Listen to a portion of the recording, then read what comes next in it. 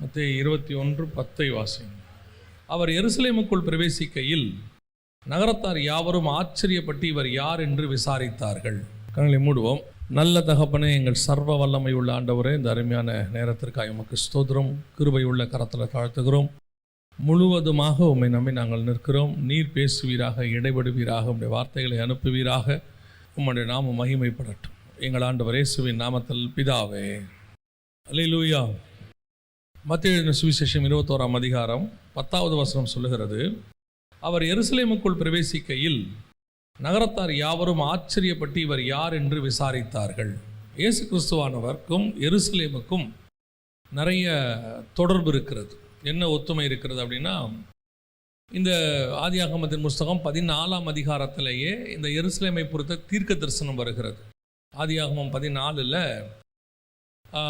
சாலேமின் ராஜாவாகிய மெல்கிசேதேக்கு அப்படின்னு நம்ம வாசிக்கிறோம். இந்த சாலேம் அப்படிங்கிறது எருசலேம். நம்ம எருசலேம்னு சொல்கிறோம், அவங்க ஹீப்ரூவில் எருசலேம்னு சொல்லுவாங்க. இந்த எருசலேம் அப்படின்னா சமாதானத்தின் நகரம் அப்படின்னு அர்த்தம். சாலேமின் ராஜாவாகிய மெல்கிசேதேக்கு இது யாருக்கான முன்னடையாளம் அப்படின்னு கேட்டிங்கன்னா, எருசலேமின் ராஜாவாகிய இயேசு கிறிஸ்துவுக்கான முன்னடையாளம். எங்கே இருக்குது அப்படின்னு கேட்டிங்கன்னா, எபிரேயர் நிருபத்தில் நீங்கள் வாசிக்கும் பொழுது 7ஆம் அதிகாரத்தில் சொல்லப்பட்டிருக்கு. 1வது வசனத்திலேருந்து இருக்குது. இந்த மெல்கிசேதேக்கு சாலேமின் ராஜாவாகவும் உன்னதமான தேவனுடைய ஆசாரியனமாக இருந்தான் அப்படின்னு ஆரம்பித்து அவனை பற்றி சொல்லிட்டு 17வது வசனத்தில், நீர் மெல்கிசேதேக்கின் முறைமையின்படி என்றென்றைக்கும் ஆசாராக இருக்குன்னு சொல்லிய சாட்சிக்கு தக்கதாக அழியாத ஜீவனுக்குரிய வல்லமையின்படி ஆசாரியரானார் அப்படின்னு இயேசுவை பற்றி சொல்லுது. ஸோ இந்த மெல்கிசேதேக்கு என்பது இயேசு கிறிஸ்துக்கான முன்னடையாளமாக இருக்கிறது.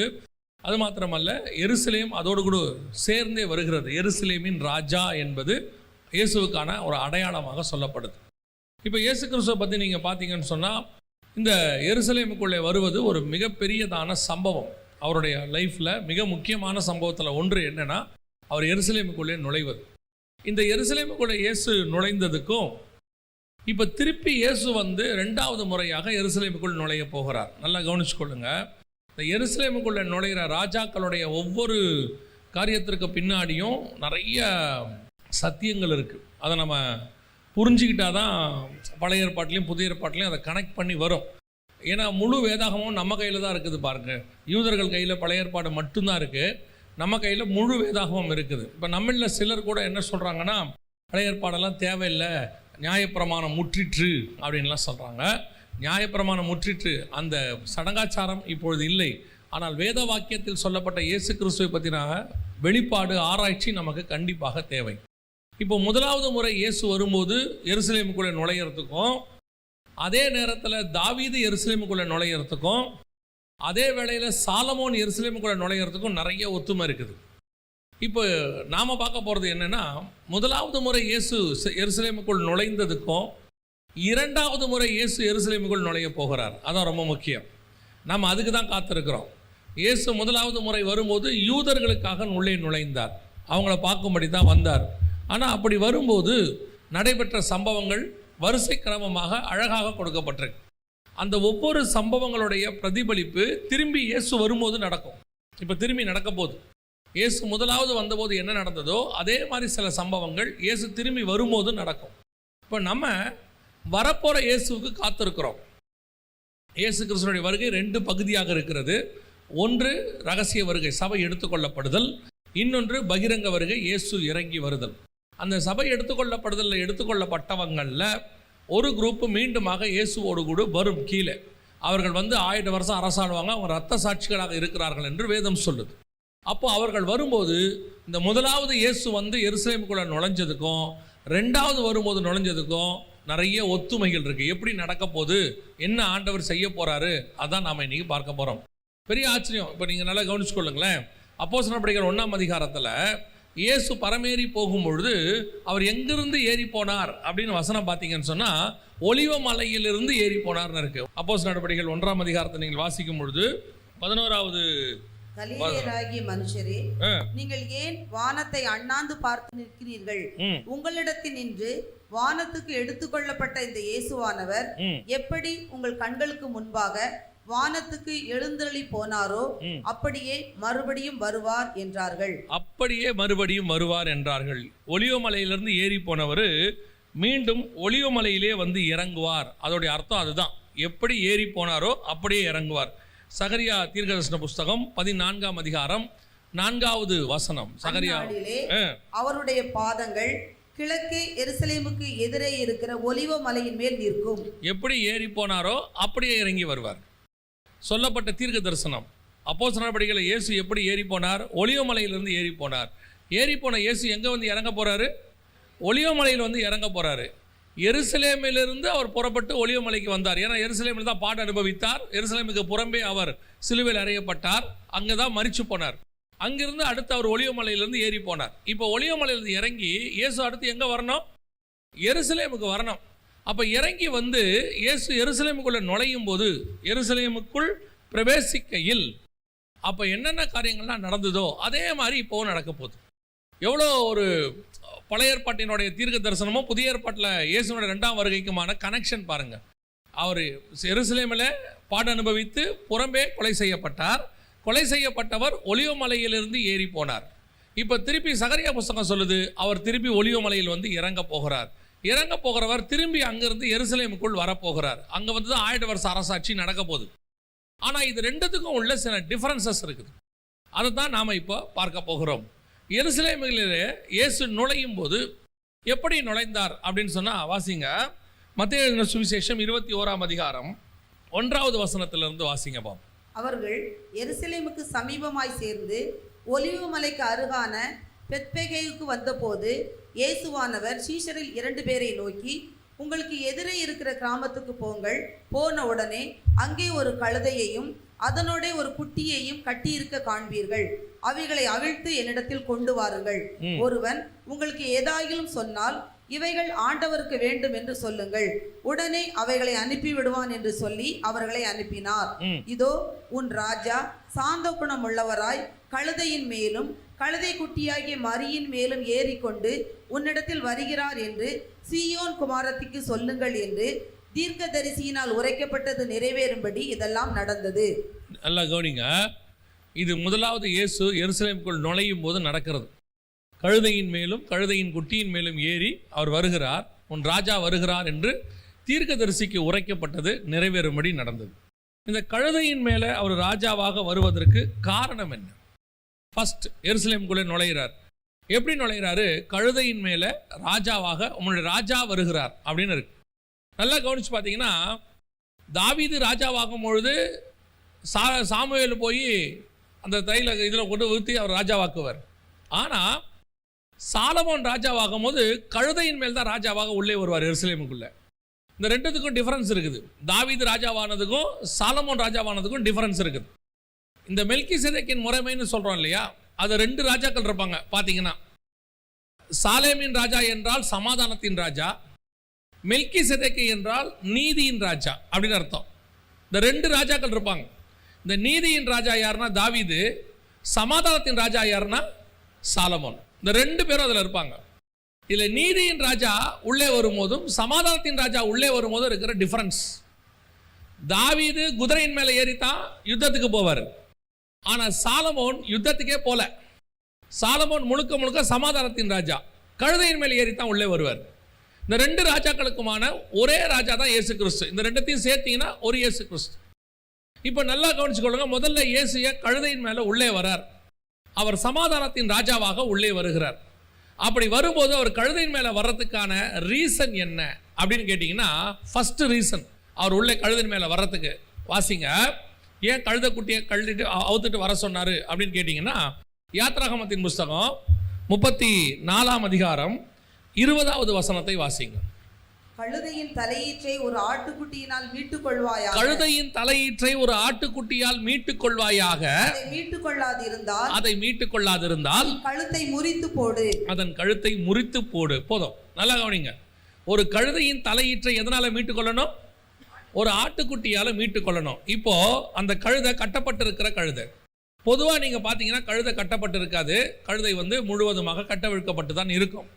பொதுவாக எந்த கழுதை கட்டப்பட்டு இருக்கும் அப்படின்னு கேட்டிங்கன்னு சொன்னால், இது ஒரு பாரம்பரியமாக சொல்லுவாங்க. என்னென்னா, இந்த பலி கொடுக்க போகிற முதற் பேரான கழுதை இருக்குது இல்லை, ஏன்னா எல்லா தலையீற்றினுடைய முதல் பேரும் யாருக்கு கொடுத்துடணும்?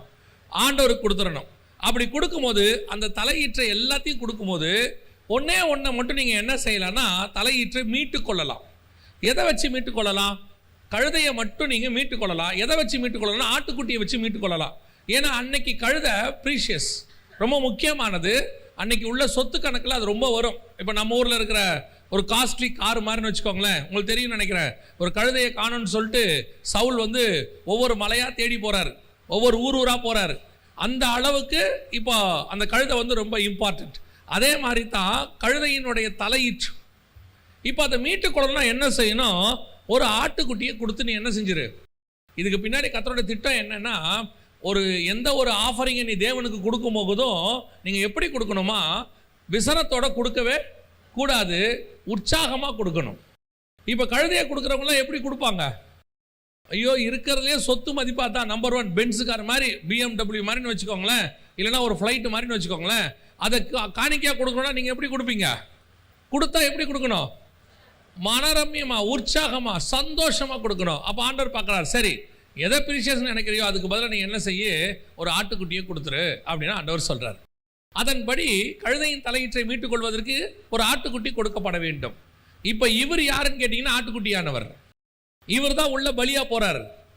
எதுக்கு பலியா போறாரு? கட்டப்பட்டிருக்கிற கழுதையை அவிழ்த்து அதற்கு பதிலாக இவர் பலியாக போறார். அந்த இடத்துல சொல்லப்பட்ட யாத்ராகமம் 34:20 தீர்க்க தரிசனம் நிறைவேறுதலை இவர் நிறைவேற்றுறார். ஒரு கழுதையின் தலையீற்றை ஆட்டுக்குட்டியால் மீட்டுக் கொள்ளலாம். அதோடைய அர்த்தம் என்னன்னா, கட்டப்பட்டிருக்கிற கழுதைக்கு பதிலாக இதோ ஆட்டுக்குட்டியாகிய நான் போகிறேன் அர்த்தம். இப்போ அந்த 34:20 தொடர்ந்து வாசிங்க பார்ப்போம். உன் பிள்ளைகளில் முதல் பேரானவைகள் எல்லாம் மீட்டுக் கொள்ள வேண்டும். உன் பிள்ளைகளின் முதல் பேரானவை எல்லாம் மீட்டுக் கொள்ள வேண்டும். கொடுக்க வேண்டுமா, மீட்டுக் கொள்ள வேண்டுமா? அந்த இடத்துல வசனம் என்ன சொல்லுது?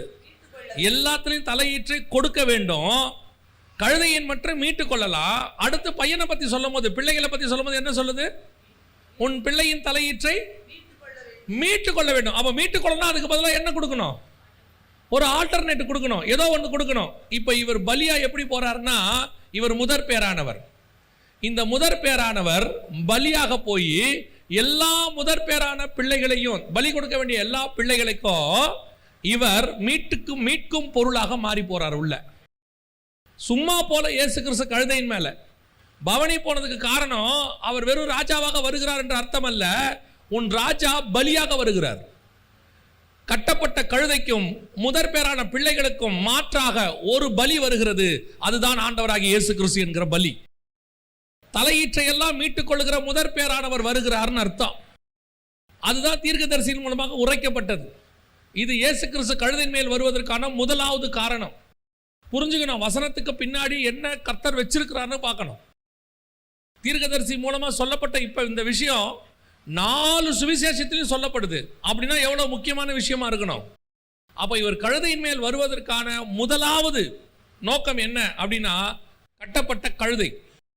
இன்னொன்று, உன் பிள்ளையின் தலையீற்றை எல்லாம் மீட்டுக் கொள்ளலாம். இப்ப இவர் கழுதையை மீட்டுட்டாரு, பிள்ளைகளை மீட்க போறாரு. எப்படி மீட்க போறாரு பாருங்க. இப்ப வாசிங்க, சகரியாவின் புஸ்தகம் 9ஆம் அதிகாரம் 9வது வசனத்தை வாசிங்க. சீயோன் குமாரத்தியே மிகவும் களிகூறு, எருசலேம் குமாரத்தியே கெம்பீரி, இதோ உன் ராஜா உன்னிடத்தில் வருகிறார். அவர் நீதி உள்ளவரும் ரட்சிக்கிறவரும் தாழ்மை உள்ளவரும் கழுதையின் மேலும் கழுதை குட்டியாகிய மரியின் மேலும் ஏறி வருகிறவருமாயிருக்கிறார். 11வது வசனம். உனக்கு நான் செய்வது என்னவென்றால், தண்ணீர் இல்லாத குழியிலே அடைபட்டிருக்கிற உன்னுடையவர்களை நான் உன் உடன்படிக்கையின் ரத்தத்தினாலே விடுதலை பண்ணுவேன். எவ்வளவு பெரிய வசனம் தெரியுமா இது? இவர் கழுதை மேல எதுக்கு வராரு தெரியுமா? வசனம் சொல்லுது, ஏன் கழுதை மேல வராராம்? நான் உனக்கு செய்வது என்னவென்றால், தண்ணீர் இல்லாத குழியிலே அடைபட்டிருக்கிற உன்னுடையவர். யார் இந்த தண்ணீர் இல்லாத குழியில அடைபட்டிருக்கிறவங்க? பழைய ஏற்பாட்டு பரிசுத்தவான்கள் மேல் பாதாளத்தில் இருக்கிறாங்க. இந்த துன்மார்க்கரெல்லாம் தாழ்ந்த பாதாளத்தில் இருக்கிறாங்க. ஆபிரகாம் மடியில் கொண்டு போய் லாசருவை விடுறாங்க.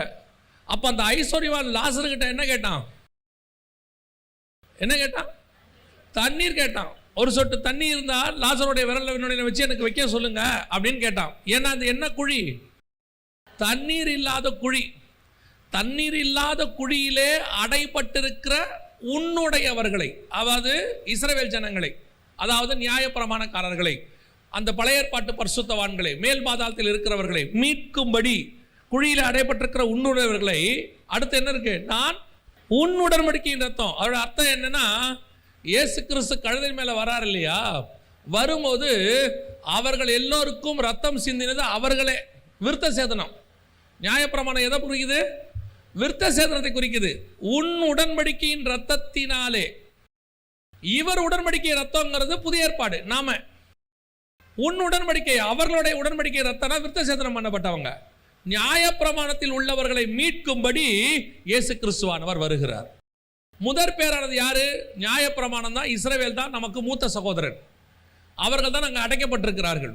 அவர்களை மீட்கும்படி, நியாயப்பிரமாணத்தில் அடைக்கப்பட்டவர்களை மீட்கும்படி கழுதையின் மேலும் கழுதையின் குட்டியின் மேலும் ராஜா வருகிறார்.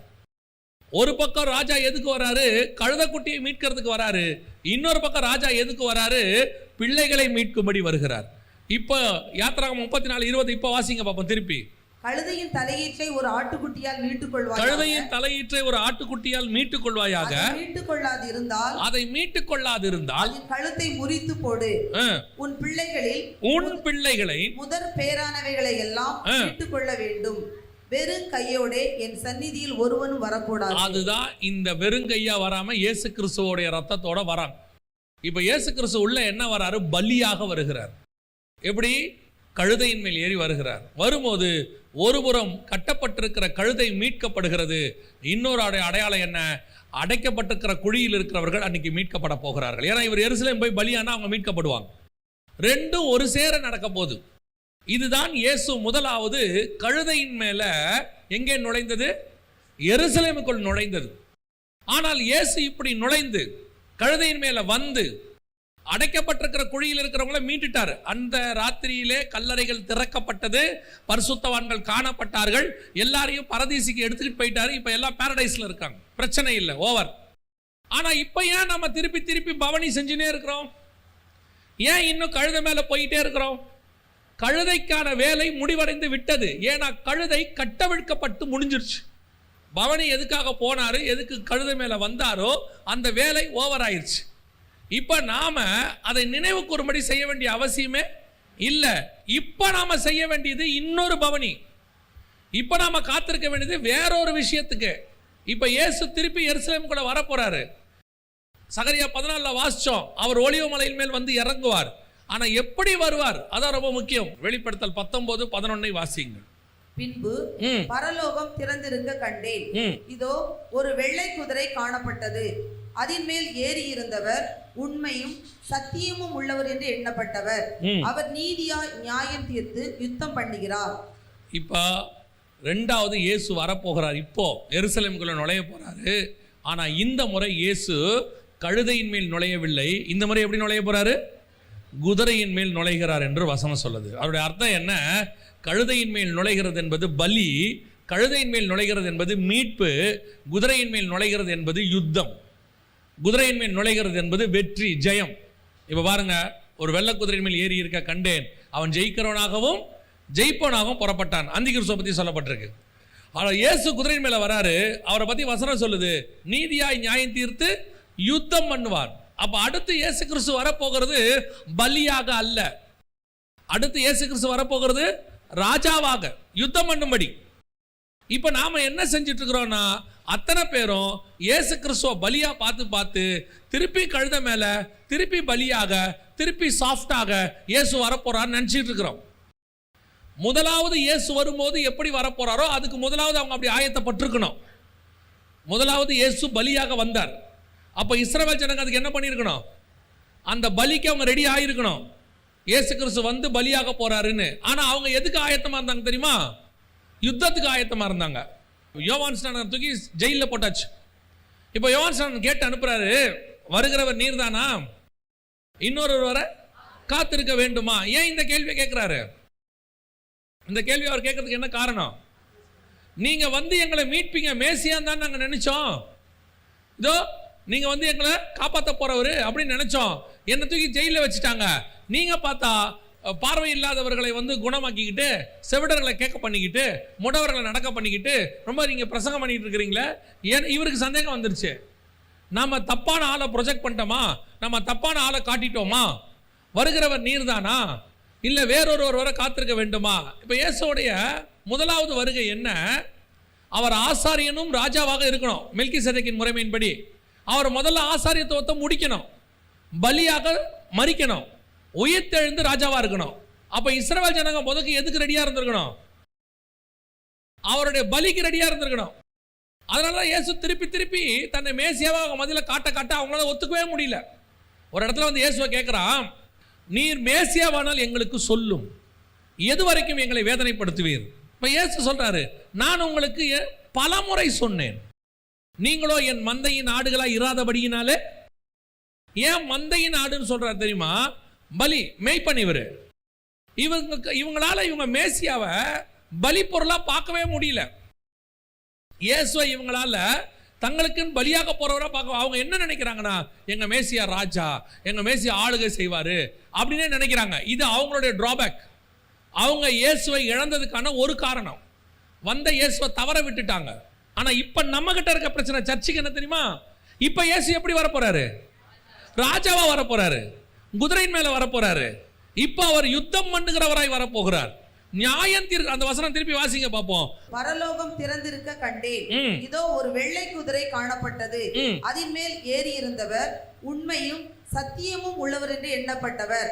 அவர் நீதியாய் நியாயம் தீர்த்து யுத்தம் பண்ணுகிறார். அப்ப அவர் வரப்போறாரு. வரப்போறத பத்தி பைபிள் சொல்லுது. அவர் இறங்கி வராருன்னு இருக்கு அதுல. அப்படி இருக்கும்போது அவர் வரது ரெண்டு ரீசன். ஒன்று, நீதியாய் நியாயம் தீர்த்து யுத்தம் பண்ண போகிறார். இப்ப நம்ம காத்திருக்க வேண்டிய சபை எதுக்கு காத்திருக்கணும்? நீதியாய் நியாயம் தீர்க்கிறவர் ஒருவர் வருகிறார். பரிசுத்த ஆவியானவர் நமக்கு கொடுக்கப்பட்டதே அந்த நியாய தீர்ப்புக்கு நம்மளை ஆயத்தம் பண்ணும்படி. அந்த நியாய தீர்ப்புல நம்ம சிக்காம தப்பிக்கிறதுக்கு தான் சபையை ரெடி பண்றாரு. ஆனா இப்ப சபை எப்படி இருக்குது? சபை முழுக்க முழுக்க பலியில் இருக்குது. பலி முடிவடைந்து விட்டது. No more sacrifice. அவர் ஒரே தடவை பலியாகி நமக்காக மகா பரிசுத்த ஸ்தலத்துக்குள் பிரவேசித்து பிதாவின் வலது பாரிசத்திலே உட்கார்ந்தார். Sacrifice over. Again and again. எதுக்கு திருப்பி திருப்பி இன்னும் சாக்ரிஃபைஸ்? யூதர்களுக்கு சாக்ரிஃபைஸ் முடியல. அவனை பொறுத்த வரைக்கும் இயேசு பலியானதை ஒத்துக்கல. அவங்க ராஜா பலியாகிறத அவனால ஏத்துக்க முடியல. ஆனா நம்ம ராஜா ஃபர்ஸ்ட் பார்ட்டை முடிச்சிட்டாரு. இப்ப நம்ம ராஜா ரெண்டாவது பார்ட், நீதி உள்ள நியாயாதிபதியாய் நியாயம் தீர்க்க வர போகிறார். அப்ப இப்ப சபை எதுக்கு ஆயத்தப்பட்டு நிக்கணும்? நியாய தீர்ப்புக்கு ஆயத்தப்பட்டு நிக்கணும். நியாயம் தீர்க்கப்படும் போது வசனம் சொல்லுது, சபை நியாய தீர்ப்புல தப்பிச்சுக்குமா. அந்த நியாய தீர்ப்புல சபை என்ன செய்யாது? மாட்டாது. ஏன் மாட்டாது? சபை அந்த அளவுக்கு பரிசுத்தமா இருக்கும். நியாய தீர்ப்பு சபைக்கே கிடையாது. வாசிங்க வெளிப்படுத்தும் விசேஷம் 2ஆம் அதிகாரம் 11வது வசனம். ஆவியானவர் சபைகளுக்கு சொல்லுகிறதை காதுள்ளவன் கேட்க கடவன். ஜெயம் கொள்ளுகிறவன் 2ஆம் மரணத்தினால் சேதப்படுவது இல்லை என்று எழுது. சபைக்கு ஆண்டவர் என்ன சொல்றாரு? ஜெயம் கொள்ளுகிறவன் 2ஆம் மரணத்தினால் சேதப்படுவதில்லை என்று எழுது. 2ஆம் மரணம்னா என்ன? வாசிங்க வெளிப்படுத்தின விசேஷம் 20ஆம் அதிகாரம் 13-14 வாசிங்க. சமுத்திரம் தன்னில் உள்ள மரித்தோரை ஒப்புவித்தது, மரணமும் பாதாளமும் தங்களில் உள்ள மரித்தோரை ஒப்புவித்தன. யாவரும் தங்கள் தங்கள் கிரியைகளின்படியே நியாய தீர்ப்படைந்தார்கள். அப்பொழுது மரணமும் பாதாளமும் அக்கினி கடலிலே தள்ளப்பட்டன. இது 2ஆம் மரணம். அக்கினி கடல் தான் 2ஆம் மரணம். ஆனா இப்ப வெளிப்படுத்தல் 2ல என்ன வாசிச்சோம்? திருப்பி வாசிங்க. ஆவியானவர் சபைகளுக்கு சொல்லுகிறதை காதுள்ளவன் ஜெயம் கொள்ளுகிறவன் 2ஆம் மரணத்தினால் சேதப்படுவது இல்லை. அப்ப நரகத்தினால் அவன் சேதப்படுவது இல்லை, நியாய தீர்ப்பினால் சேதப்படுவது இல்லை. இப்பொழுது ஒருத்தர் வரப்போகிறார். அவர் குதிரையின் மேல் வரப்போகிறார். அவர் நியாயம் தீர்க்கிறவராய் வரப்போகிறார். ஆனால் ஜெயம் கொள்ளுகிற சபை நியாய தீர்ப்பிலே சேதப்படுவதில்லைன்னு அர்த்தம். வசனம் தெளிவா இருக்குது. இப்ப சபை நியாய தீர்ப்புக்கு ஆயத்தப்பட்டா தான் சேதப்படாம இருக்கும். தேவன் வந்து பார்க்கும்போது சபை தேவனுக்கு முன்பாக எப்படி இருக்கணும்? குற்றமற்றதும் கரையற்றதும் திரையற்றதும் கற்புள்ளதான சபை. அப்போ மணவாட்டி மணவாளனுக்கு முன்பாக நியாய தீர்ப்புக்கு ஏதுவில்லாதவளா இருக்கணும். வஸ்தியையும் பார்க்கிறார் ராஜா, எஸ்தரையும் பார்க்கிறாரு. வஸ்தியிடத்தில் குறை காணப்படுகிறது. அவள் ராஜ்யபாரத்திலிருந்து தள்ளப்பட்டாள். ஆனால் எஸ்தரிடத்துல குறையொன்றும் காணப்படவில்லை. அவள் ராஜகுமாரத்தியா உட்கார வைக்கப்பட்டு வசனம் சொல்லுது அவள் தலையிலே கிரீடம் வைக்கப்பட்டது. அதே தேவன் தான் நமக்கு சொல்றாரு, ஜெயம் கொள்ளுகிறவன் எவனோ அவனுக்கு ஜீவ கிரீடத்தை தருவேன். இப்ப சபை கர்த்தருக்கு முன்பாக மனவாட்டியாக ஆயத்தப்பட்டவளாக, கரையற்றதாக, பிழையற்றதாக, திரையற்றதாக, கற்புள்ள கன்னிகையாக நிக்கணும். ஒரே புருஷனுக்கு நியமிக்கப்பட்ட கற்புள்ள கன்னிகை. இன்னைக்கு சபை அப்படி இருக்குதா? நியாய தீர்ப்புக்கு காத்திருக்குதா? சபை எதற்கு காத்திருக்குது? சபை பலியான இயேசுவுக்கு காத்துக்கிட்டு இருக்குது. இன்னும் சபை எப்படி காத்துக்கிட்டு இருக்குது? கிருபை கிருபை கிருபை. இப்ப இருக்கிற கிருபை எதுக்கு தெரியுமா? வரப்போகிற நியாய தீர்ப்புல அந்த கிருபை என்னை காப்பாற்ற போகிறது. எப்படி காப்பாற்ற போகுது? என்னுடைய நீதி அவருக்கு முன்பாக அழுக்கான கந்தை. நித்திய ஜீவனை யார் சுதந்தரிப்பார்? கேட்கும் போது பேதுரு சொல்றார், ஆண்டவரே இது மனுஷனால் கூடாது. அப்ப இயேசு சொல்றார், ஆமா இது மனுஷனால் கூடாது, தேவனால் எல்லாம் கூடும். உன் நீதியினாலேயோ உன் பரிசுத்தத்தினாலேயோ நீ பரலோகத்துக்குள்ளே பிரவேசிக்கவில்லை, கர்த்தருடைய கிருபையினாலே நாம் பிரவேசிக்கிறோம். நியாய தீர்ப்புக்கு காத்திருக்கிறவர்கள் அந்த கிருபைக்கு காத்திருக்கணும். இன்னைக்கு சபை எதுக்கு காத்திருக்குது? இன்னும் சபையினுடைய விஷன் ஃபோக்கஸ் எல்லாமே இயேசுவின் முதலாம் வருகையிலேயே இருக்குது. இஸ்ரவேல் ஜனங்கள் இயேசுவை எதுக்கு எதிர்பார்த்து காத்திருந்தாங்க? ரெண்டாம் வருகைக்கு, குதிரையின் மேல் வர்றதுக்கு. வந்த கழுதையின் மேல் வந்தவரை விட்டுட்டாங்க. இப்ப நாம காத்திருக்க வேண்டியது குதிரையின் மேல் வர்றவருக்கு. ஆனா இப்ப கழுதையின் மேல் வந்தவரையே ஃபோக்கஸ் பண்ணிக்கிட்டு இருக்கிறாங்க. இன்னும் அவர் கிருபை உள்ளவர், சாந்த குணம் உள்ளவர், ராஜா சாந்த குணம் உள்ள வருகிறார். ஆனா வர ராஜா இப்ப சாந்த குணம் உள்ளவராய் வரவில்லை, நியாயம் தீர்க்கிறவராய் வரப்போகிறார். அவருடைய கோபத்துல பற்றி எரிய போகிறது. இப்ப பாருங்க, இயேசு எருசலேமுக்குள்ள வந்துட்டாரு. வந்த உடனே என்ன செய்யறாரு பாருங்க, வாசிங்க. மார்க் எழுதின சுவிசேஷம் 11ஆம் அதிகாரம் 15வது வசனம் வாசிங்க. அவர்கள் எருசலேமுக்கு வந்தார்கள். இயேசு தேவாலயத்தில் பிரவேசித்து ஆலயத்தில் விற்கிறவர்களையும் கொள்ளுகிறவர்களையும் துரத்திவிட்டு காசுக்காரருடைய பலகைகளையும் புறா விற்கிறவர்களுடைய ஆசனங்களையும் கவிழ்த்து ஒருவனும் தேவாலயத்தின் வழியாக யாதொரு பண்டத்தையும் கொண்டு போக விடாமல் என்னுடைய வீடு எல்லா ஜனங்களுக்கும் ஜெப வீடு எண்ணப்படும் என்று எழுதியிருக்கவில்லையா? நீங்களோ அதை கள்ளர் குகை ஆக்கினீர்கள் என்று அவர்களுக்கு சொல்லி உபதேசித்தார். இரண்டாவது, இயேசு உள்ளே வரப்போறது, எருசலேமுக்குள்ள நுழையும் போது முதலாவது வரும்போது அவர் தேவாலயத்தை சுத்திகரிக்கிறவராய் வந்தார். கழுதையின் மேல வந்த ராஜா எப்படி வந்தார்? தேவாலயத்தை சுத்திகரிக்கிறவராக வந்தார். ஆனா இப்போ அவர் வரப்போறது தேவாலயத்தை சுத்திகரிக்கிறவராய் அல்ல. ஏன்னா ஒரு தடவை தேவாலயத்தை என்ன பண்ணிட்டாரு? சுத்திகரிச்சிட்டாரு. சுத்திகரிச்ச தேவாலயம் தேவனுக்கு முன்பாக எப்படி இருக்கணும்? சுத்திகரிக்கப்பட்டதாக இருக்கணும். அவர் டெய்லி சுத்திகரிச்சுக்கிட்டு இருக்க மாட்டார். நிறைய பேர் இந்த கிருபையை தப்பா நினைச்சிட்டு இருக்கிறாங்க. என்ன நினைச்சிட்டு இருக்காங்க நல்லா தெரிஞ்சுக்கொள்ளுங்க. இயேசு கிறிஸ்துவினுடைய ரத்தம் சகல பாவங்களையும் மன்னிக்கும். ஆனா மன்னிச்சுட்டு நீங்க வந்த பிறகு இப்ப நீங்கள் நீதிமான்களாக்கி விட்டீர்கள். இயேசு ரத்தத்தில் கழுவப்பட்ட நாமளா என்னவாயிட்டோம்? நீதிமான்களாயிட்டோம். நீதிமான ஆன பிறகு நீங்கள் செய்கிற ஒவ்வொரு பாவத்திற்கும் அல்லது மீறுதலுக்கும் அல்லது தப்புக்கும் அல்லது தவறுக்கும் சரி கட்டுதல் உண்டு. நீங்க இயேசுவை அறியாத போது பாவம் செஞ்சது வேற, அவர் மன்னிச்சிட்டார். ஏன்னா நீங்கள் இயேசுவை அறியாததுனால அதை செய்தீர்கள், பிரமாணத்தை தெரியாததுனாலே அதை செய்தீர்கள். இப்போ நீங்க வந்தீங்க, இயேசுவை அறிஞ்சிக்கிட்டீங்க, நான் செஞ்சதெல்லாம் தப்புன்னு உணர்ந்தீங்க, பாவ மன்னிப்பை பெற்றுட்டீங்க. அதனால தான் அவர் சொல்றாரு, இருதயத்தில் விசுவாசித்து வாயில அறிக்கை பண்ணணும்னு சொல்லிட்டார் பாவ மன்னிப்பு. அப்போ அதை செஞ்சு நீங்க வாங்கிட்டீங்க. வாங்கின பிறகு திருப்பி திருப்பி திருப்பி பாவம் செய்ய செய்ய நாம என்ன நினைச்சுக்கிறோம்னா, இந்த ரட்சிக்கப்படுறதுக்கு முன்னாடி எப்படி மன்னிச்சாரு அதே மாதிரி எல்லா ட்ரிப்பும் என்ன பண்றாரு? மன்னிச்சுக்கிட்டே இருக்கிறாரு அப்படின்னு நீங்க நினைக்கிறீங்க. கிடையாது. நீங்க ரட்சிக்கப்பட்ட பிறகு செய்கிற ஒவ்வொரு பாவத்திற்கும் நீதிமானுக்கு சரி கட்டுதல் உண்டு. இயேசு பாருங்க, பாவத்தை மன்னிக்கும் போது என்ன சொன்னாரு? உன் பாவம் உனக்கு மன்னிக்கப்பட்டது, அப்புறம் இனி பாவம் செய்யாத. அந்த மன்னிக்கப்பட்டதோட நிறுத்தல, அடுத்த வார்த்தை சொல்றாரு, இனி பாவம் செய்யாத. இப்போ அந்த அம்மா தவறு செஞ்ச ஒரு அம்மாவை கொண்டு வந்து இயேசுடைய பாதத்தில் கொண்டு வந்து போடுறாங்க. போட்ட உடனே இயேசு கேட்குறாரு, இவர்கள்லாம் எங்கே? நானும் உன்னை நியாயம் தீர்க்கிறது இல்லை சொல்லிட்டு என்ன சொன்னாரு? இனி பாவம் செய்யாத. திருப்பி திருப்பி இயேசு சொல்ற இன்னொரு வார்த்தை, உன் பாவத்தை நான் மன்னிச்சிட்டேன், அதுக்குன்னு திருப்பி பாவம் செய்யாத. திருப்பி பாவம் செஞ்சா அந்த பாவத்துக்கான சரி கட்டுதல் கண்டிப்பாக உண்டு. இயேசு ஒரு தடவை தேவாலயத்தை சுத்திகரித்தார், உண்மை. காசுக்காரனை, புறா விற்கிறவனை, அப்புறம் அந்த பக்கம் பண்டை கொண்டு போறவனை எல்லாரையும் விரட்டிட்டார். ஆனா அடுத்த முறை சுத்திகரிப்பு கிடையாது, அடுத்த முறை நியாய தீர்ப்பு. இப்ப சபைக்கு அடுத்து வரப்போகுது என்னது? அந்த நியாய தீர்ப்புல இருக்கக்கூடாது தான் ஆண்டவர் சபைக்கு சொல்றார். சபை கல்லர் கொகையா இருந்துச்சுன்னா இனி சுத்திகரிப்பு கிடையாது, இனி நியாய தீர்ப்பு தான். வாசிங்க வெளிப்படுத்தின விசேஷம் 19ஆம் அதிகாரம் 15வது வசனம் வாசிங்க. புறஜாதிகளை வெட்டும்படிக்கு அவருடைய வாயில் இருந்து கூர்மையான பட்டயம் புறப்படுகிறது. இருப்பு கோலால் அவர்களை அரசாளுவார். அவர் சர்வ வல்லமையுள்ள தேவனுடைய, நல்ல கவனிங்க, சர்வ வல்லவருடைய தேவனுடைய உக்கிர கோபமாகிய மதுவுள்ள ஆலையை மிதிக்கிறார். சாதாரணமா இல்ல, உக்கிர கோபமுள்ள ஆலையை அவர் மிதிக்கிறார். செகண்ட் டைம் நல்லா கவனிச்சுக்கொள்ளுங்க. இனி வரப்போற கிரைஸ்ட் குதிரையின் மேல் வரப்போகிறார், நியாயம் தீர்க்கிறவர்களா வரப்போகிறார். இனி நடக்க போகிறது சுத்திகரிப்பு அல்ல, இனி நடக்க போகிறது நியாய தீர்ப்பு.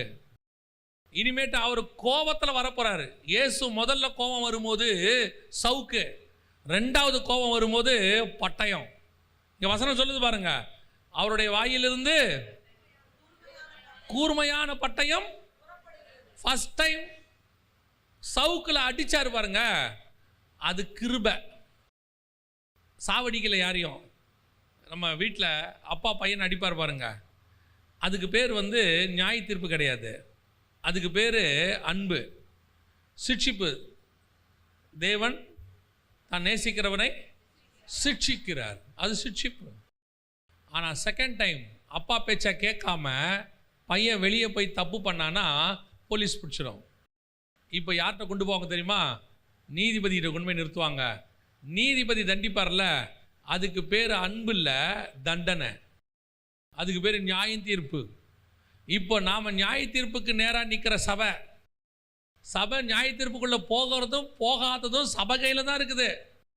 இன்னும் சபை கல்லர் கொகையாக இருக்குமானால், இன்னும் சபை கல்லர் இந்த கமர்ஷியல் சைட்டாக இருக்குமானால், சபைக்குள்ள விற்கிற ஐட்டங்கள் நடக்குமானால், ஆண்டவர் சபையை அடுத்து கூர்மையான பட்டயத்தின் கையிலே ஒப்படைக்க போகிறார். நாம இன்னும் கழுதை மேல வந்த இயேசுவை, சவுக்கு வச்சு அடிக்கிற இயேசுவை எதிர்பார்த்துக்கிட்டு இருக்கிறோம். இப்போ வரப்போற இயேசு குதிரையின் மேல் வர்றவர், அவர் பட்டயத்தினால் இனி பேச போகிறார். அவர் வாயிலிருந்து கூர்மையான பட்டயம் புறப்பட்டது. வசனம் வரப்போது, இது நியாய தீர்ப்புக்கான வசனம். ஃபர்ஸ்ட் வந்தது என்னது? இரக்கத்துக்கான வசனம், சுத்திகரிப்புக்கான வசனம். இப்போ நாம் அவர் வரும்போது எப்படி இருக்க போகிறோங்கிறதா முக்கியம். கர்த்தர் ஒரு முறை சுத்திகரிப்பு செஞ்சிட்டார். நான் பேசுவது சபைன்றது கட்டடத்தை குறித்து அல்ல, நான் சபை என்று சொல்வது நம்மை குறித்து. நமக்குள்ளேயும் கர்த்தருக்கு பிரியமில்லாத கமர்ஷியல் காரியங்கள் இருக்கக்கூடாது, கட்டடத்துக்குள்ளேயும் இருக்கக்கூடாது. சபைக்குள்ளேயும் வியாபாரத்துக்கான எந்த விதமான வேலையும் நடக்கக்கூடாது. உங்களுக்கு உள்ளேயும் ஆவிக்குரிய வியாபாரம் நடக்கக்கூடாது. நீங்கள் வேலைக்கு போகிறீங்க, சம்பாதிக்கிறீங்க, குடும்பத்தை காப்பாற்றுறீங்க, அப்புறம் நம்ம ஹவுஸ் ரெண்ட் கட்டுறோம், பிள்ளைகளுக்கு ஃபீஸ் கட்டுறோம், இதெல்லாம் வேற. ஆனால் இதெல்லாம் வச்சுட்டு வேற ஒன்று சபைக்குள்ளே இருக்கும். என்ன தெரியுமா? இப்போ ஸ்பிரிச்சுவல் வியாபாரம் ஒன்று நடக்கும் சபைக்குள்ளே. இப்போ கேயாசி இருக்கிறார், அவர் என்ன பண்ணுறாரு தெரியுமா? நாகமான்ட்ட போய் நடந்த அற்புதத்துக்கு காசு கேட்குறாரு. அதானே, நடந்த அற்புதத்துக்கு காசு கேட்குறாரு. இப்போ யூதாசு இயேசு கிறிஸ்துவை காட்டி கொடுக்கறதுக்கு காசு கேட்குறார். பிள்ளையாம் பாலாக்கு கிட்ட சபிக்கிறதுக்கு காசு கேட்குறார். இதுதான் ஸ்பிரிச்சுவல் வியாபாரம். சபை முழுக்க முழுக்க தேவனுடைய வீடு. இங்கே தேவன் வாசம் பண்ணுகிறார். அவர் வாசம் பண்ற இடத்துல பிஸ்னஸுக்கு இடமே கிடையாது. எந்த பிஸ்னஸுக்கும் இடம் கிடையாது. நீங்க அதை மறைமுகமாகவோ நேரடியாகவோ எப்படி செஞ்சாலும் கர்த்தர் ஒரு நாளும் அனுமதி கொடுக்கவே மாட்டார். தேவன் எதிர்பார்க்கிறது நம்மையே ஜீவாதார பலியாகத்தான் எதிர்பார்க்கிறார். நம்ம காணிக்க கொஞ்சம் ப்ரீஷியஸா இருக்கணுங்கிற, வெறும் பணம் ஆஸ்தினால் கொடுக்கிற காணிக்கையை விட இப்போ காயின் கொடுத்த காணிக்கையை விட ஆபேலோட காணிக்கை அங்கீகரிக்கப்பட்டது. காரணம் என்னன்னா, அவன் மந்தையின் தலையீற்றில் கொழுமையானவைகளை, முதல் பேரானவைகளை கர்த்தருக்கு கொடுத்தான். இருக்கிறதுலே பெஸ்ட் ஃபர்ஸ்ட் அதை கொண்டு போய் கொடுக்குறான். நாம எப்படி கொடுக்குறோம்? கர்த்தருக்கு கொடுக்கறதா இருக்கட்டும், அதில் கூட லாப நஷ்ட கணக்கு பார்க்குறாங்க. எதை கொடுக்கலாம், எதை கொடுக்க வேணாம், எதை கொடுத்தா நமக்கு நஷ்டம் இருக்காது. ஆண்டவர் சொல்றாரு, பணக்காரன் கொண்டு வந்து கொடுக்குற நிறைய காணிக்கையை விட தன் ஜீவனுக்குரியதில் கொடுக்குற 2 இருக்கு பாருங்க, அது ப்ரீஷியஸுங்கிறாரு. இன்னைக்கு நம்ம அதுதான் இங்கே மிஸ்டேக். ஆண்டவருக்கு தெரியும் உன்னுடைய இருதயம் தேவனுடைய வீடா கல்லருடைய கொகையா.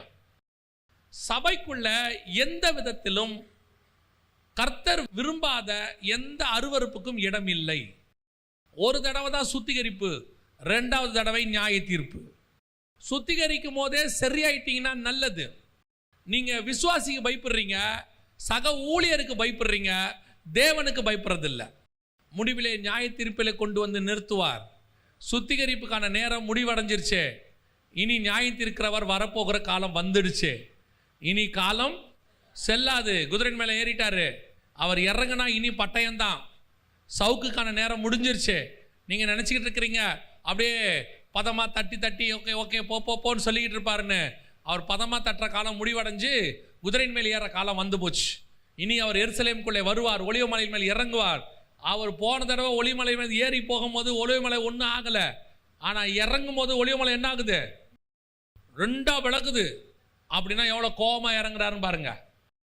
சிலர்லாம் பார்த்தீங்கன்னா உள்ளே நுழையும் போது அவர் செருப்பை அப்படி ஓரமாக விட்டுட்டு கதவை தட்டத்தை வச்சே கண்டுபிடிச்சிடலாம் அவர் எப்படி இருக்கிறார் ஆளுன்னு, இல்லையா?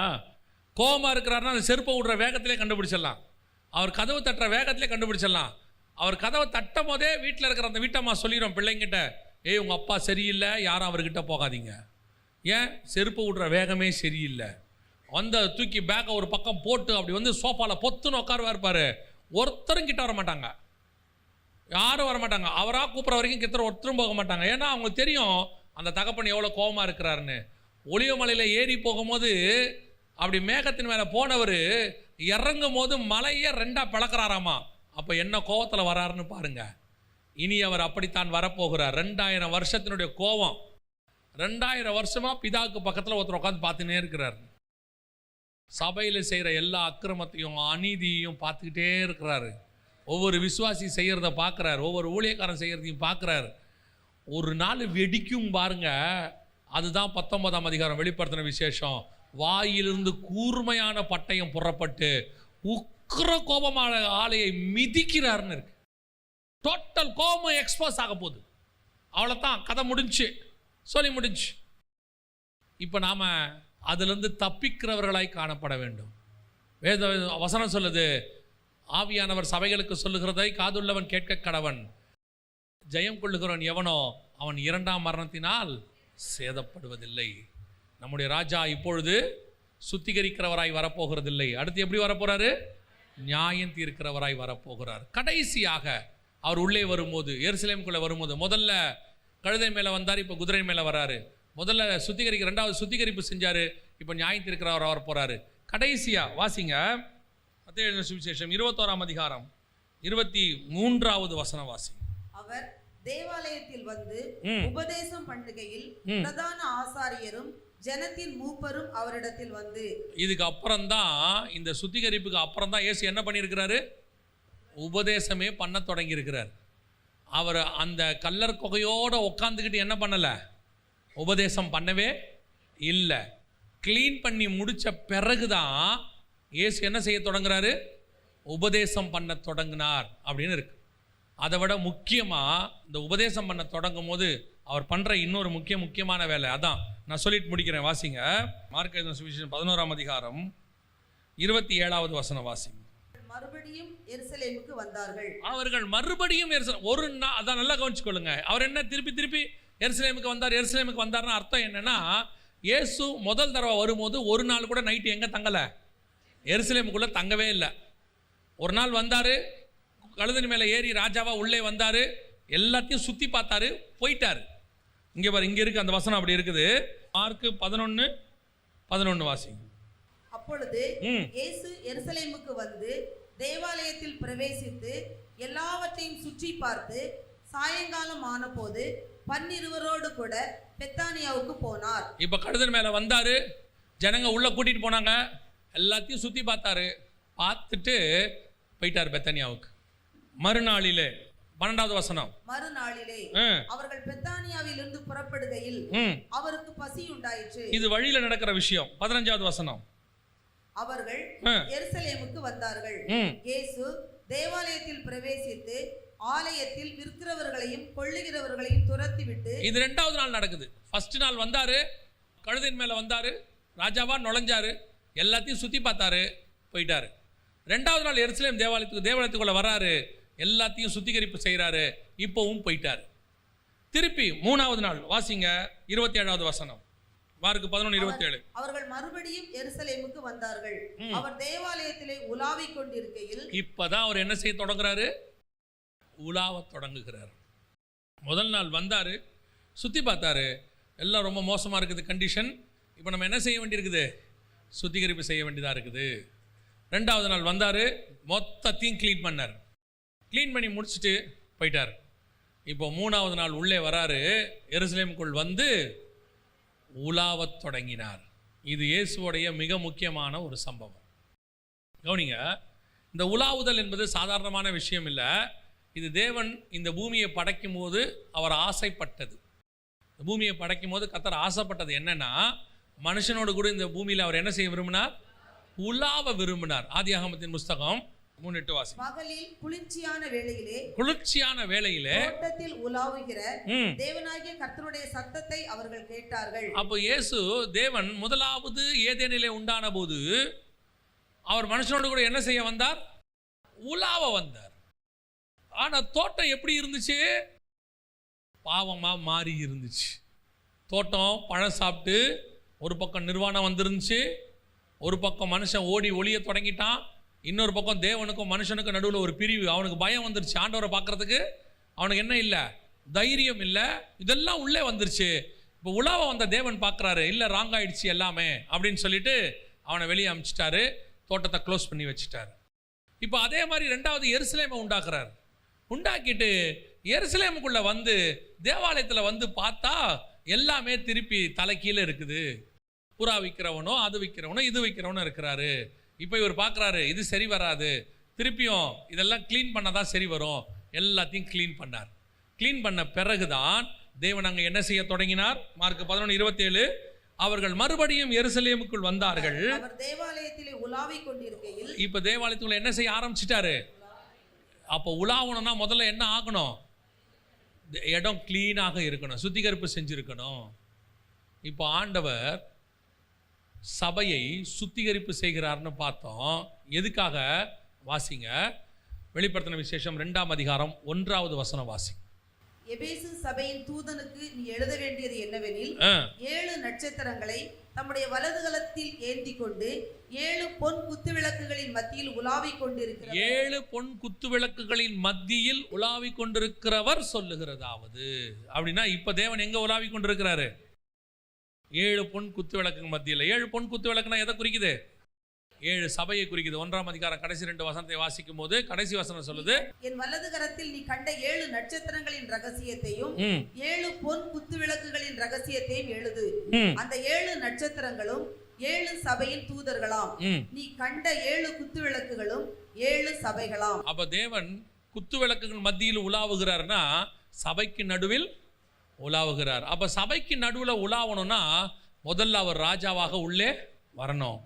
2வது அவர் வரும்போது அவர் உள்ள சுற்றி பார்ப்பாரு. பார்க்குற இடம் எப்படி இருக்கணும்? சுத்திகரிக்கப்பட்ட இடமாக இருக்கணும். கல்லர் கொகையாகவோ வியாபார ஸ்தலமாவோ காசுக்காரர் கடையோ அல்லது பண்டம் தூக்குறவனோ உள்ளே இருந்தால் கர்த்தர் அதை சுத்திகரிப்பார். அதுக்கு பிறகுதான் தேவன் என்ன செய்வார்? ஆலயத்தில் உலாவுகிறவராக இருப்பார். 3வது நாள் தான் இயேசு உலாவுறார். நான் எப்பவும் சொல்லுவேன், ஆவியானவர் சபையில் உலாவுனா நீங்கள் ஹார்ட் ஒர்க் பண்ண வேண்டியதில்லை, ஸ்மார்ட் ஒர்க் பண்ணால் போதும். நீங்கள் தேவன் உலாவறதுக்கு இடம் கொடுக்கணும். நான் சொல்கிறது சபையே இல்லை, உங்களை. சபை பிரச்சனையே இல்லை, இடம் எந்த இடமா இருக்கட்டும், அது மேல் வீட்டு அறையா, அங்கே தேவன் இறங்கிடுவார். அது பத்மூத்தி சிறைச்சாலையா, அங்கே ஆவியானவர் இறங்கிடுவார். கேரித் ஆற்றங்கரையா, அங்கே தேவன் இறங்கிடுவார். அல்லது பாபிலோனில் இருக்கக்கூடியதான ஆற்றங்கரை ஓரமா தேவன் இறங்குவார். ஆவியானவர் எங்கே வேணாலும் இறங்குவார். முழங்கால போட்டு ஜெபம் பண்ணோம்னா ஆவியானவர் நம்மை நிரப்புவதற்கு வல்லமை உள்ளவராக இருக்கிறார். இங்கே தான் நிரப்புவார், அங்கே தான் நிரப்புவார். இன்னைக்கு தேவ ஆலயத்தில் உலாவுகிறாரா? தேவன் இருக்கிறார், உலாவுகிறாரா? மூவபிளா இருக்காரா? நீங்க நல்லா கவனிச்சுக்கொள்ளுங்க. உலாவுகிறவனுக்கும் ஒரே இடத்துல உட்கார்ந்துருக்கிறவனுக்கும் என்ன இருக்குது? டிஃபரன்ஸ் இருக்குது. இன்னைக்கு தேவன் உலாவுகிற ஸ்தலமாய் தேவனுடைய ஆலயம் இருக்கிறதா? அவர் உலாவ வேண்டுமானால் முதலாவது சுத்திகரிப்பு நடைபெற வேண்டும். இப்போ தேவன் மீண்டும் வரும்போது எருசலேமில் ஆயிட வருஷ அரசாட்சி செய்யும் போது வசனம் சொல்லுது, இந்த பூமி எங்கும் அவருடைய பிரசன்னத்தினால் நிரம்பி இருந்தது. மொத்த சுத்திகரிப்பு செஞ்சு பூமியை ஆண்டவர் சுத்திகரிப்பு செஞ்சு ஆயிட வருஷ அரசாட்சியில் அவருடைய முகத்தின் பிரசன்னத்தினால் பூமி முழுவதும் எப்படி இருக்க போகுது? நிரப்பப்பட்டு இருக்க போகுது. அந்த சுத்திகரிப்புக்கு அப்புறம் தான் அது நடக்கும். அவர் வந்து இறங்கி பூமியை அக்கினினால் 2 பேதுரு 3:10 கர்த்தருடைய நாள் இரவிலே திருடன் வருகிற விதமாய் வரும். அப்பொழுது வானங்கள் வெந்து அழிந்து பூதங்கள் எரிந்து உருகி போகும், பூமியும் அதில் உள்ள கிரியைகளும் எரிந்து அழிந்து போகும். அதுக்கு அப்புறம்தான் இந்த பூமியை தேவ பிரசன்னம் மூடும், ஆயிட வருஷ அரசாட்சி தொடங்கும். அப்போ ஆயிட வருஷ அரசாட்சிக்கு முன்னாடி ஒரு சுத்திகரிப்பு இருக்கு. இயேசு கிறிஸ்து உலாவறதுக்கு முன்னாடி ஆலயத்தில் ஒரு சுத்திகரிப்பு இருந்துச்சு. அதே மாதிரி இங்கேயும் தேவ ஆவியானவர் உலாவதற்கு முன்பாக என்ன வேணும்? ஒரு சுத்திகரிப்பு வேணும். நமக்கு ஒரு சுத்திகரிப்பு வேணும். அப்படியே கல்லர் கொகையா வந்து உட்காந்துக்கிட்டு ஆராதிச்சா ஒரு சுத்திகரிப்பு வராது. பொருளாசைக்காரனா உட்காந்துட்டு ஆராதிச்சா சுத்திகரிப்பு வராது. பணப்பிரியனா இருந்து ஆராதிச்சா சுத்திகரிப்பு வராது. கண்களின் இச்சையோட, ஜீவனத்தின் பெருமையோட, மாம்சத்தின் இச்சையோட வந்து உட்காந்துச்சா ஆராதனை வராது. ரொம்ப கேர்ஃபுல்லா இருந்து கொள்ளுங்க. மனுஷன் பார்க்கிற விதமாய் தேவன் பார்க்கிறது இல்லை. உங்க இருதயம் எதை யோசிக்குது, எதை பண்ணுது, நீங்க என்ன செஞ்சிட்டு இருக்கிறீங்க, ஆவியானவர் பார்த்துக்கிட்டு இருக்கிறார். இங்க எல்லாரும் பலவீனமானவர்கள், அதில் மாற்று கருத்து இல்லை. ஆனா அதுல இருந்து விடுபட நாம் நினைக்கிறோமாங்கிறதான் கேள்வி. நாம் அதே பலகீனத்துக்குள்ளேயே இருக்கிறோம்னா, அதையே விரும்புகிறோன்னா, திருப்பி திருப்பி அதையே செய்கிறோன்னா, நாம் எத்தனை செய்தி கேட்டும் பிரோஜனம் இல்லை. தேவன் இங்கே உலாவ மாட்டார், உங்களுக்குள்ளே உலாவ மாட்டார். பிரோஜனம் இல்லை, வேஸ்ட். ஆண்டவர் கேட்குறாரு, நீ பலவீனமானவன் ஆனால் மாற விரும்புறியா? நீ விழுந்தவன் எழுந்திருக்க விரும்புறியா? நான் உன்னை சுத்திகரித்து மீண்டும் உன் மதியிலே நான் உலாவ விரும்புகிறேன். தேவன் உலாவுகிற ஸ்தலமாய்த்தான் நீங்கள் நானும் காணப்பட வேண்டும். முதலாவது எருசலேமுக்குள் தேவன் நுழையும் பொழுது அவர் முதலாவது ராஜாவாக வந்தார், பலியாக வந்தார். 2வது சுத்திகரிப்பு செய்தார், 3வது உலாவினார். ஆனால் இப்பொழுதோ குதிரையின் மேல் அவர் நியாயத்திருக்கிற நீதிபதியாய் வரப்போகிறார். 2வது அங்கே சுத்திகரிப்பல்ல, நியாய தீர்ப்பு செய்ய போகிறார். அதற்கு பிறகு பூமி முழுக்க தேவனுடைய பிரசன்னத்தினால் நிரம்ப போகிறது. அல்லேலூயா. நாம் இப்பொழுது அதுக்கு காத்திருக்கிறவர்களாக இருக்கிறோம். இப்போ தேவன் நம்மளை சுத்திகரிப்பு பண்ணிட்டாரு. இனிமேல் சுத்திகரிப்பு கிடையாது, நியாய தீர்ப்பு. அதுக்கு முன்பாக சபை அவரிடத்துல கரைத்திரையற்ற மனவாட்டியாய் நிற்பதற்கு ஆயத்தப்படணும். ஆமென், அல்லேலூயா. நம்ம ஜெபிக்க போகிறோம். எல்லாரும் எழுந்திருப்போமா தேவ சமூகத்தில். நன்றி ஆவியானவரே. தேவனுடைய நியாய தீர்ப்பு தொடங்கும் காலமாக இருக்கிறது. அதுவும் தேவனுடைய நியாய தீர்ப்பு வசனம் சொல்லுது, அது தேவனுடைய ஆலயத்தில் தொடங்குகிறது. 2வது தேவனுடைய நியாய தீர்ப்பு மூப்பரிடத்திலிருந்து தொடங்குகிறது. உலகத்துக்கு வர்றதுக்கு முன்னாடி நியாய தீர்ப்பு நமக்கு தான். இன்னும் சொல்ல போனால் கர்த்தருடைய வருகையே ஒரு நியாய தீர்ப்பு. அங்கேயே ஆண்டவர் நியாயம் தீர்த்துறார் சபையை. நீங்கள் மனவாட்டியாய் இருப்பீர்களானால் நீங்கள் எடுத்துக்கொள்ளப்படுகிற சபையாய் மாறுவீர்கள். நீங்கள் மனவாட்டியாய் இல்லை என்றால் கைவிடப்பட்ட சபையாய் மாறிவிடுவீர்கள். அப்படி கைவிடப்பட்ட சபையாய் மாறும் பொழுது நீங்கள் அடுத்து வரக்கூடிய உக்கிரமான ஆலையை அவர் மிதிக்கும் போது அதில் நீங்களும் பங்கடைவீர்கள். இப்போ நமக்கு ஒரு நல்ல வாய்ப்பை கர்த்தர் கொடுத்துருக்கிறார். கழுதையின் மேலே வந்து சுத்திகரிப்பு செஞ்சுட்டு போயிருக்கிறார். அடுத்து குதிரையின் மேல் வந்து நியாயம் தீர்க்க போகிறார். இது 2த்துக்கும் நடுவில் தான் நாம் நிற்கிறோம். 2த்துக்கும் நடுவில் நிற்கிறோம். நாம் புதிய எருசலேமாக மாறணும், மனவாட்டியாக மாறணும். திருப்பி அவர் வர்றதுக்குள்ள நாம் அவருக்கு ஏற்ற மனவாட்டியாக மாறிட்டோம்னா நாம் குதிரையின் மேல் இருக்கிறவரை எதிர்கொள்ளுகிறவர்கள் அல்ல, குதிரையின் மேல் வருகிறவரோடு வருகிறவர்களாய் மாறிவிடுவோம். யூதா 14:15 சொல்லுது, 1000 பரிசுத்தவான்களோட தேவன் பூமியை நியாயந்தீர்க்க வருகிறார். அந்த கூட்டத்தில் நாமளும் இருக்க வாய்ப்பு இருக்குது. சிங்காசனத்திற்கு முன்பாக ஆட்டுக்குட்டியானவருக்கு முன்பாக ஒரு கூட்டம் நிற்கிது, அதில் நாம் இருக்கிறதுக்கு வாய்ப்பு இருக்குது. இந்த சுத்திகரிப்பில் விட்டுட்டோம், அவர் வந்து தன் வாயிலிருந்து கூர்மையான பட்டயத்தோட யுத்தம் பண்ணுவார். அவருக்கு எதிராக நிற்கிற கூட்டத்தில் நாம் மாறிடுவோம். நமக்கு ஒரு வாய்ப்பை கொடுத்துருக்கிறாரு. இருக்கிறது கொஞ்ச காலம்தான். இப்போ நம்ம ஆயத்தப்பட்டால் கூட போதும். உலகம் எனக்கு பாத்திரம் அல்ல, சிலுவையை எடுத்துக்கொண்டு அவருக்கு பின்னாடி நடக்க இப்போ தீர்மானம் பண்ணிட்டா கூட போதும். நாம் அவரோடு கூட எடுத்துக்கொள்ளப்படுகிற கூட்டத்தில் நாம் காணப்பட போகிறோம். நல்ல வாய்ப்பை கர்த்தர் கொடுத்துருக்கிறார். ஒப்பு கொடுப்போமா? சுத்திகரிப்புக்கு ஒப்பு கொடுப்போமா? கர்த்தருக்கு என்னென்ன பிரியம் இல்லைன்னு பாருங்கள். மனுஷனுடைய பிரியம், மாம்ச இச்சை, இந்த உலகத்தில் இருக்கக்கூடியதான சில சில நிமிஷ சந்தோஷம், அதெல்லாம் ஒரு நாள் உங்களை கொண்டு போய் நரகத்தில் தள்ளிடும். நரகத்தில் கொண்டு போய் தள்ளிடும். பிசாசு அந்த மாதிரி தான். நன்மை தீமை அறியத்தக்க கனியை நமக்கு முன்னாடி கொண்டு வந்து வச்சிருவான். அது பார்வைக்கு இன்பமாக இருக்கும், புசிப்புக்கு ஏற்ற மாதிரி இருக்கும். அது ஒரு நாள் நரகத்தில் கொண்டு போய் தள்ளிடும். சாகவே சாவாய். இன்னைக்கு ஆண்டவர் நமக்கு ஒரு வாய்ப்பு கொடுத்துருக்கிறாரு. பக்கத்திலேயே ஜீவ விருட்சத்தை வச்சிருக்கிறாரு. அதுக்கு விரும்பத்தக்க ரூபம் இருக்காது. ஆனால் ஒன்று மட்டும் நிச்சயம், அதை புசிக்கிறவனுக்கு நித்திய ஜீவன் உண்டு. இந்த பூமியில் நமக்கு ஆண்டவர் வச்சிருக்கிற மேன்மைகள் எல்லாமே நித்திய ஜீவனை நோக்கி ஓடுது. நித்திய ஜீவனை நோக்கி ஓடுறதுக்கு தான் நம்மளை ஆண்டவர் அழைச்சிருக்கிறார். இதா இயேசுவுக்கு கொடுத்தது எல்லாமே நித்திய ஜீவனுக்குரியதாமா. அதை தான் இயேசு நமக்கு கொடுத்துருக்கிறாராமா. நம்ம ஒப்பு கொடுப்போமா? நம்மளை சர்வ வல்லமையுள்ள எங்கள் ஆண்டவரே, எங்களுக்கு கொடுக்கப்பட்ட இந்த சந்தர்ப்பத்தில் நீங்கள் திரும்பி வருகிற போது உம்மை சந்திக்கிற கூட்டத்தில் நாங்கள் இருக்கக்கூடாது, உம்மோடு கூட வருகிற கூட்டத்தில் நாங்கள் இருக்க வேண்டும் ஆண்டவரே. உங்களுக்கு எதிரான கூட்டத்தில் நாங்கள் இருக்கக்கூடாது, உங்கள் கூட நிற்கிற கூட்டத்தில் நாங்கள் இருக்கணும் ஆண்டவரே. உங்களுடைய கிருபையுள்ள கருத்தில் தாழ்த்துக்கிறோம் அப்பா. நாங்கள் பலவீனமானவங்க ஆண்டவரே, எங்களுக்கு அந்த தகுதி இல்லை ஆண்டவரே. ஆனாலும் தேவனால் எல்லாம் கூடும்னு வாசிக்கிறோமே.